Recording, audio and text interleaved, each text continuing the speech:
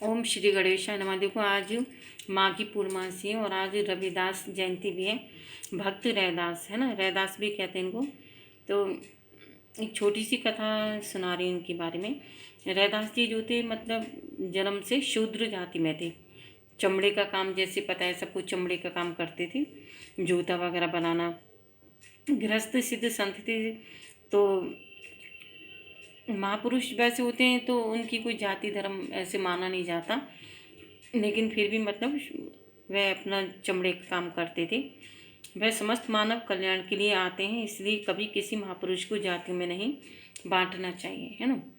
एक मैं कथा पढ़ रही थी, मैं इनकी बहुत सुंदर लगी, मैं इनकी चलो आप लोगों तक भी पहुंचा देती हूँ।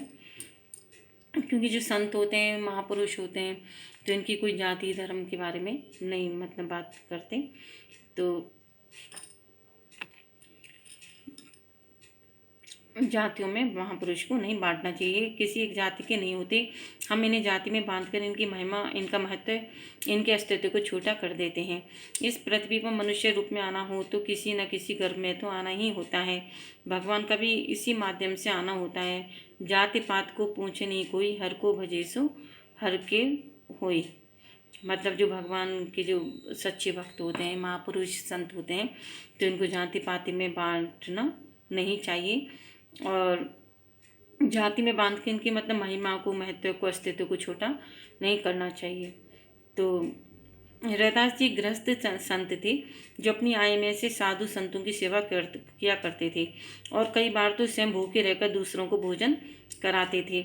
भगवान चिंतित हो गई। रैदास जी अपना परिवार ठीक से नहीं चला पा रहे, सेवा की इनकी बड़ी इच्छा रहती थी। तो भगवान साधु वेश धारण कर इनके पास पहुंचे और बोले, रैदास जी आप इतनी साधु सेवा करते हैं और इतना धन भी आपके पास नहीं है, हमारे पास तो एक पारस पत्थर है, आप इसे रख लीजिए और इससे सोना बनाकर उससे साधु संतों की गौ सेवा इत्यादि करिए। और भगवान ने जो उनका चमड़ा काटने वाली लोहे की रापी थी उसे पारस पत्थर से छुआकर सोना बनाकर भी दिखा दिया।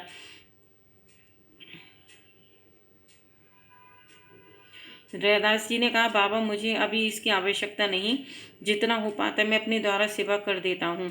लेकिन भगवान के बहुत आग्रह करने पर रैदास जी बोले, अच्छा इसे ऊपर इस छत में कहीं और रख दीजिए, जब आवश्यकता पड़ेगी तो निकाल लेंगे। साधु को देख रैदास जी का मन रोमांचित होने लगा। आखिर थे तो वे भगवान। रैदास जी ने भोजन कराया और विदा किया, लेकिन अब रैदास जी का मन नहीं लगता। कौन थे, कहाँ से आए थे, अलौकिक तेज था, वाणी में कितना मिठास था। एक वर्ष बीत गया। भगवान पुनः काशी रैदास जी के यहाँ पधारे और बोले, रैदास जी मैं वो पारस मणि दे गया था, उसका कोई उपयोग किया? रैदास जी बोले, बाबा वो तो जहाँ आप रख गए थे वहीं होगी, आवश्यकता पड़ी नहीं, आप इसे ले जाइए। भगवान मणि वापस ले तो गई, लेकिन भगवान भी बड़े कौतुकी हैं।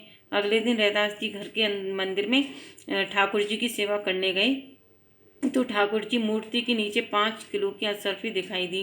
रैदास जी ने उन्हें चिमटी से उठाकर गंगा जी में डाल दिया। कई दिन यही चलता रहा। रोज ठाकुर जी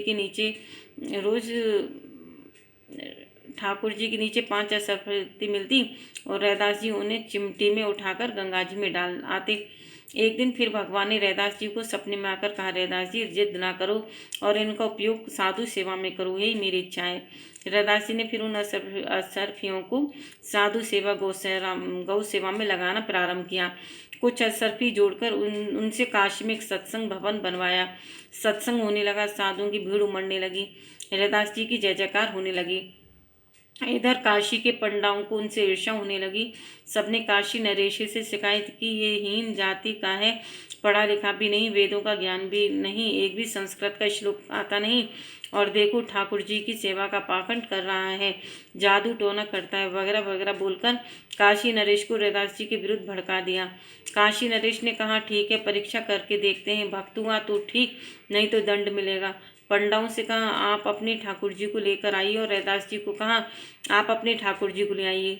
बड़ी भीड़ उस दिन राजभवन है, सब परीक्षा को देखने आई क्या होता है। काशी नरेश ने 2 सिंहासन लगवाए, दोनों के ठाकुर जी उन पर पधराए और पंडाओं से कहा, आप अपने ठाकुर जी का आह्वान करिए, अगर आपकी भक्ति में शक्ति है तो ठाकुर जी को अपने पास बुलाइए। पंडाओं ने बड़े बड़े श्लोक मंत्र बोले, लेकिन प्रतिमा टस से मस नहीं हुई। अब रैदास जी की बारी आई। रैदास जी ने केवल एक पद गाया, ए हर आभों बेग हमारे, ए हर जैसी हृदय से पुकारा की, और का पत राखो रैदास पतित की, दशरथ राज दुलारे। ये पंक्ति बोलते ही छम छम करते भगवान सिंहासन से उतरकर रैदास जी की गोद में आ गई। जय जयकार होने लगा।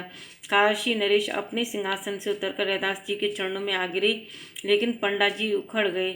नहीं, ये हो नहीं सकता, बहुत जरूर कुछ गड़बड़ है। ये ठाकुर जी इनके हैं, कुछ ना कुछ इसमें चुंबक इत्यादि की करामात है, ऐसे नहीं मानेंगे। काशी विश्वनाथ अब इसे प्रमाणित करें तब मानेंगे। वही परीक्षा होगी, वही सिद्ध होगा। और सब काशी विश्वनाथ के मंदिर में पहुंच गए। काशी नरेश ने एक फूलों की माला शिवलिंग पर चढ़ाई और बोला, अब बाबा विश्वनाथ जिसके गले में ये माला पहनाएंगे मान लेंगे उनकी उपासना सच्ची है। और फिर पंडाओं ने रुद्राष्टक पढ़ना प्रारंभ किया। घंटों हो गए, माला जस की तस अब बारी रैदास जी की आई।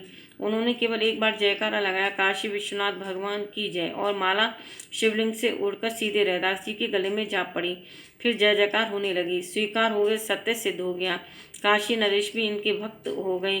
काशी नरेश रैदास जी की कुटिया पर दर्शन करने जाने लगे। एक दिन की घटना जिसका वर्णन शाम को करेंगे।